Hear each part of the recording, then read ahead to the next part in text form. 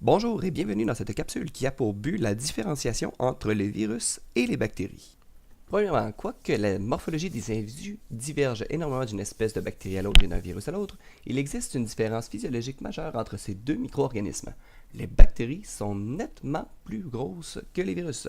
En fait, si nous prenions notre jolie petite bactérie Legionella pneumophila et que nous la comparons avec le rotavirus, tout en conservant les proportions originales, nous arrivons avec ce résultat. Un Legionella pneumophila mesure en moyenne 3500 nanomètres de longueur alors que le rotavirus ne mesure que 60 nanomètres de diamètre. En fait, il est très facile d'observer la plupart des bactéries au microscope conventionnel, mais puisque les virus sont si petits, ils y sont bien souvent invisibles. Il faut donc recourir à l'utilisation de microscopes électroniques pour les observer. Une autre grande différence entre les virus et les bactéries est dans leur type de reproduction. Les virus sont incapables de se reproduire d'eux-mêmes. En fait, ils sont des parasites obligatoires puisqu'ils utilisent la machinerie cellulaire de leur hôte afin de se répliquer. Et ils le font très bien.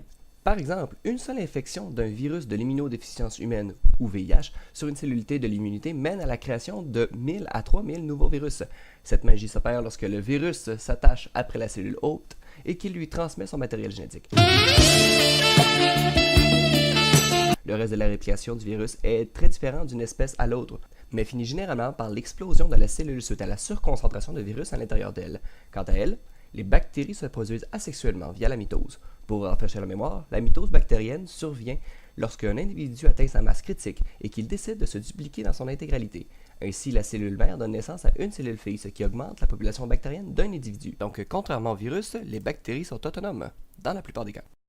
Cette différence entre les niveaux d'autonomie du virus et de la bactérie nous amène à notre dernier point, la nature du micro-organisme. Par cela, j'entends si le micro-organisme est vivant ou non. En effet, le fait que les bactéries sont des organismes vivants est assuré. Mais en est-il autant des virus? Regardons les 7 critères de la vie pour le savoir. Est-ce que les virus sont capables de faire de l'homéostasie? Malheureusement, non. Les virus ne sont pas capables d'autoréguler ni la température, ni le pH, ni la pression, ni rien. Est-ce que les virus ont plusieurs niveaux d'organisation? Oui, même s'ils n'ont pas d'organelles comme les bactéries ou les cellules eucaryotes, ils ont tout de même des unités individuelles comme les capsomères qui composent des structures complexes comme la capside. Est-ce que les virus se reproduisent? Non, mais ils sont capables de réplication lorsqu'ils sont assistés par un hôte. Est-ce que les virus croissent?